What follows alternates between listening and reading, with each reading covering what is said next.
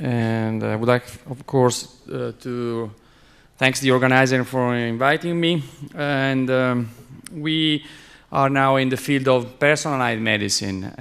What is personalized medicine? Personalized medicine is the concept that managing a patient's health should be based on the individual patient-specific characteristics, features, including age, gender, height and weight, diet, environment, and so on. And the development we have already obtained in the study of the human genome, as well as the increased technologies on some therapeutic aspects, are opening two different fields, the fields of genomic personalized medicine and predictive medicine. There are several possible applications of personalized medicine, which is, of course, our main future. As shown in this slide, we are all different in some way for our genome. We have each one is characterized by some specific DNA variations. Each one of which, for example, can make that a subgroup of a whole population can be, for example, resistant to a drug therapy, or can develop side effects, or can be neither respondent nor showing any of these side effects. There are several applications and potential applications of personalized medicine, and one is, of course, and the most relevant is pharmacogenomics and pharmacogenetics, which means to develop and administer, of course, to each patient the best drug for him, based on his or her genome, based on his or her genotypes, and several other information like those arising from transcriptome analysis, and proteome analysis, and so on. And of course, there are many different possible fields of treatment, and cancer treatment is one of the main field of interest. But the application of and the possible potential application of personalized medicine are not only within pharmacogenomics, but we can also talk about nutrigenomics and nutrigenetics, the best diet to prevent diseases. To reach this goal, we need very easy to use disposable, like biomems. You know better than me what are biomems. And because they have several advantages in terms of manufacturing costs, in terms of reagent use, in terms of, let's say, user-friendly. They should be user-friendly for the final end user, which are usually who are usually mainly physicians, and we need biomems to move from the bench to the bed.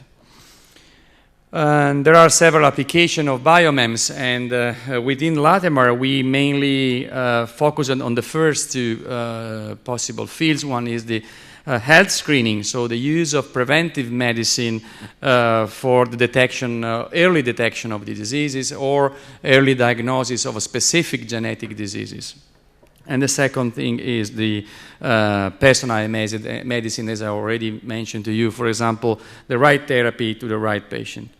As Carlo already showed to you, Latemar is a diffused laboratory. It has been funded 4 years ago, and it is characterized by several research centers spread all over our country.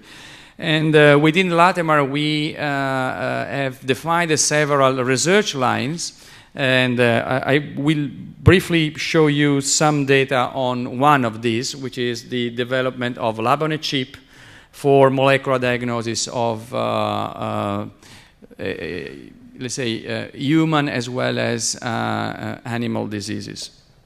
The idea, of course, was to develop our own Latemar lab-on-a-chip, and for doing this, we had to cover different steps. The first is DNA extraction, The second is amplification of our target by PCR, polymerase chain reaction.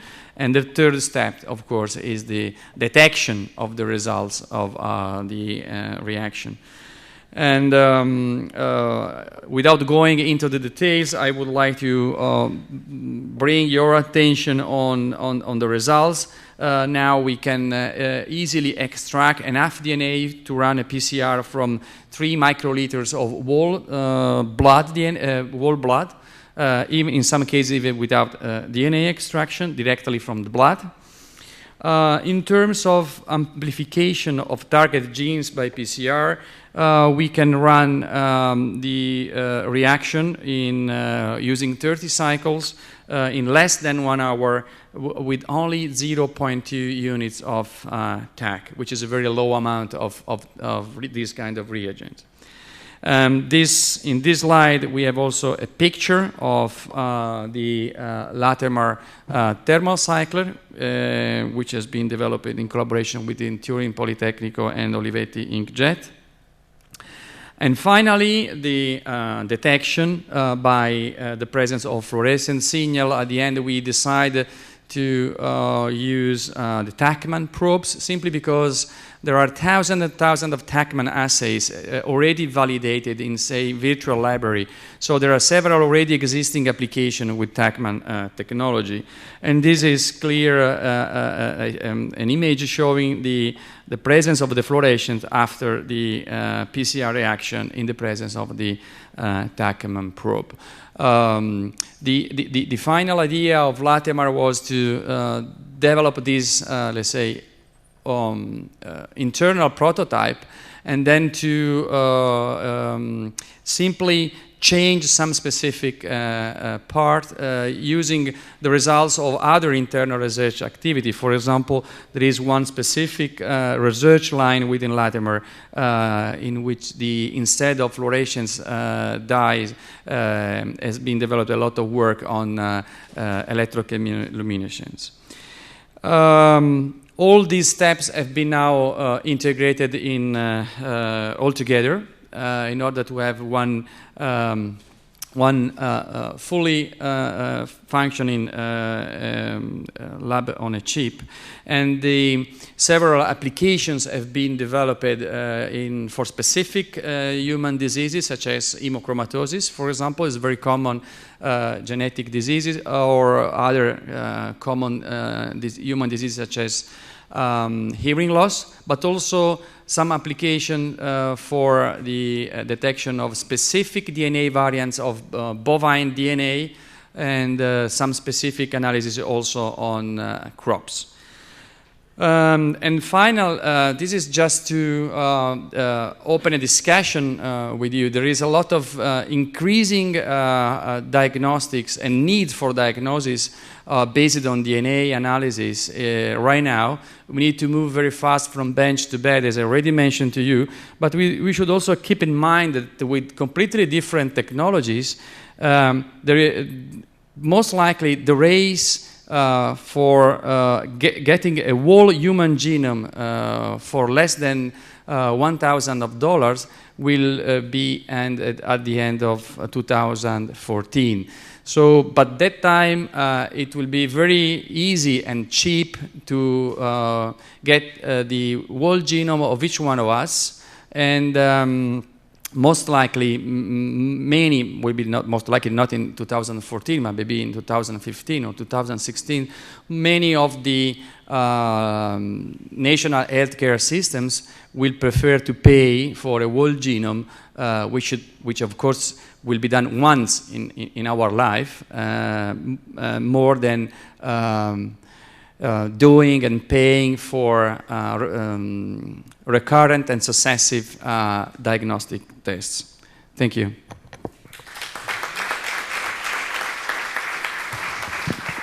Thanks to Paolo for the talk and for showing that it's possible to give a talk in less than 10 minutes. It's not trivial at all. Okay, so now it's time for Emiliano Descrovi from Politecnico di Torino. He will talk about Phoenix project, an example of nanotechnology for early diagnostic medicine. Thanks. Thank you, Carlo. Good afternoon to everybody. In this talk, I will present you, I will talk about the Phoenix project that has been started at the beginning of this year. And in particular, I will highlight how such a kind of nanotechnological and biotechnological project can be fruitfully exploited for early diagnosis related to cancer research, actually. So, my outline is as follows. I will give you a broad overview of the Phoenix network and partners and the main motivation of the project. Then I will go through the, let's say, the heart, the technological heart of the development of this sensor, that is the sensing performed by means of electromagnetic surface waves on optical, or better, photonic crystals. And then I'll provide two examples of sensing. One that is aspecific, it's just a sensing of a glucose solution to very small concentration. And the second example is a specific sensing of biomolecules. Then I will go to the outlook and conclusions. So the Phoenix project has been one of the approved funded projects from Regione Piemonte in the call CIPE 2007 on converging technologies, and in particular on the nanotechnology and biotechnology convergence. And it has been officially started on March 2009. The partners are, of course, the KeyLab Politecnico di Torino, who represents the technological part of the network. Then the Dipartimento di Scienze Oncologiche of the University of Torino, the Department of, let's say, DISCAF is shorter, from the University of Piemonte Orientale, and then the company Biodiversity, who are the partners related to the biotech part. And finally, two companies concerned with automation and control, namely Inpeco and Polymatica. The main goal, as I told you, is the exploitation of nanotechnology for improving the sensitivity in the detection of tumor biomarkers. And within the project, we consider three models. The first two are connected to the detection of, let's say, proteins as tumor biomarkers. And the third one is related to the expression signature of RNA in malignant mesothelioma. So, what do you ask to a good sensor? You would like that it should be biochemically specific and physically sensitive. So here, the physical sensitivity is mostly concerned in this first step, and in particular in this talk. And we will exploit the use of photonic crystals as an optical transductor for obtaining high sensitivities. How we do it? So we built as first a one-dimensional photonic crystal that is basically a periodical arrangement of layers, dielectric layers of nanometric thickness, made, for instance, of silicon nitride. Of course, the two kind of layers are optically different in the sense that they have two different refractive indexes. Then we perform a chemical functionalization of one of the first surface of the photonic crystal, and this will result in the chemical specificity of the sensor. Then we simply put our photonic crystal on a glass prism by means of contact oil, and we shine through the prism using a laser radiation of given wavelength and under a certain incident angle. Under certain conditions, a surface wave that is indicated by that line is produced, and it is confined at the very last surface of the photonic crystal here, where the binding of your analyte with the molecules you put before takes place. the surface wave brings some part of the energy that you use during the radiation. And so if you look at the reflected light, you see that when this surface wave is coupled, you have a decrease of light in this resonance-like shape. So when you perturb the surface of the photonic crystal with your analyte, since the surface wave is very highly sensitive to surface modification, if you measure again the resonance profile, you found that it is shifted. And so the amount of this shift gives you an indication of how strongly you perturb the surface. And so this is actually your transduction mechanism for performing the detection.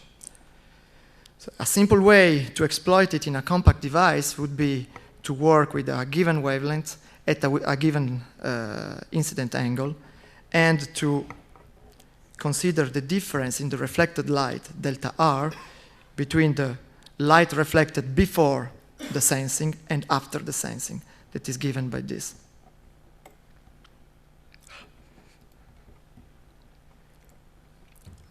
In order to provide a controlled flow of your analyte that is supposed to be in aqueous or liquid solution, a polymeric-based microfluidic is integrated on the photonic crystal. So we talk about optofluidic chip. So the scheme is very simple. You have some channels and chambers made of basically polymer with some connectors for inlet and a drain. And here on the right you see the first prototype we realized at the Politecnico di Torino. As I told you, let's skip to a first example where the detection is related to an aspecific analyte that is just sugar, glucose, in aqueous solution. So if you measure the resonance I showed you before at a fixed illumination angle, and you change the concentration of glucose in your cell, you see that the resonance associated to the coupling of surface waves shifts toward larger wavelengths, and the shift is almost linear. This is expected.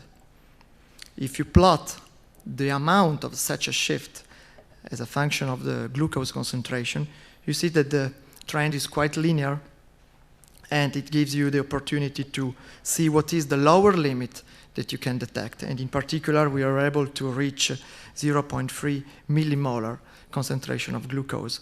Of course, I have to highlight that this sensing is not specific. So I know that this is due to glucose because I directly put only glucose in my water. So in this first step, the sensor is not specific at all because no surface functionalization has been done. If we want to perform a real-time detection, we can put ourselves at a given wavelength, at a fixed angle, and just monitor the changes in the reflected power when the glucose is injected into the cell. And in fact, here on the right, you see that as time is going, at a given time, I introduce glucose, I perturb my system due to thermal and temperature effects, and then after several seconds where the transient effects are gone, you see that the glucose changed the amount of the reflected signal. And so this delta R that you see here, this is directly connected to the, let's say, the strength of the perturbation you introduced. So in this case, also dynamic measurements can be done. If we want to pass through a specific detection, in particular an anti-rabbit antibody, exploiting the well-known recognition made by antibody and anti-antibody mechanism, we take our photonic crystal here, we put our antibody on a PDMS stamp, it is just a stamp made of polymer, and then by soft printing, we transfer part of those antibodies on the surface of the photonic crystal.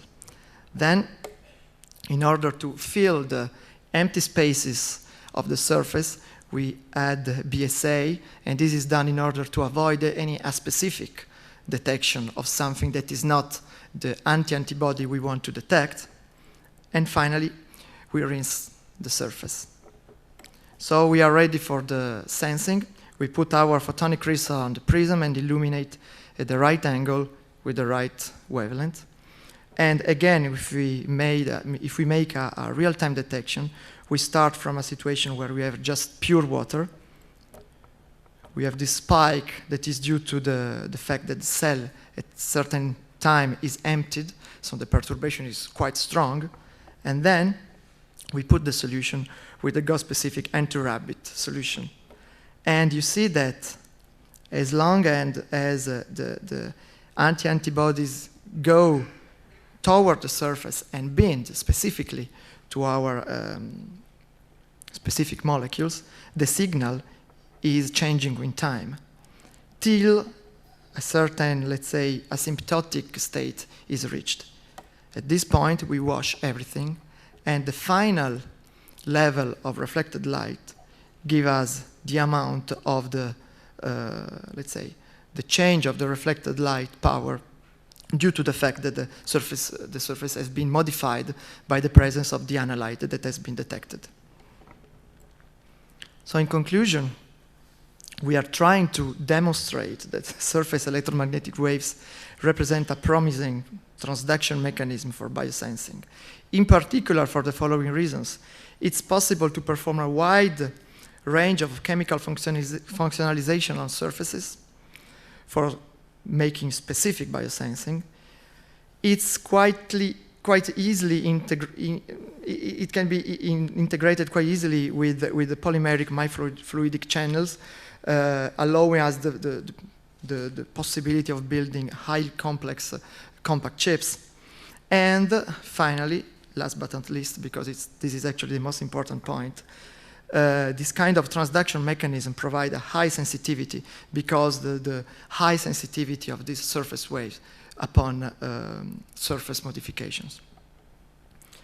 We give some experiments are running for the demonstration of the working principle without going at this step at least to the investigation of cases that are interesting in biology. And for the future, since the label-free detection is quite suitable in the bioscience domain, we would like to exploit also surface waves for label-free detection, because when surface waves are coupled, actually the light confined at the surface is very intense, and the enhancement of phenomena like fluorescence or Raman emission can be appreciated. I would like to thank all the people working with me within this project, from the Polytechnic of Torino and from the Sapienza Università di Roma that is collaborating with us. And thank you for your attention.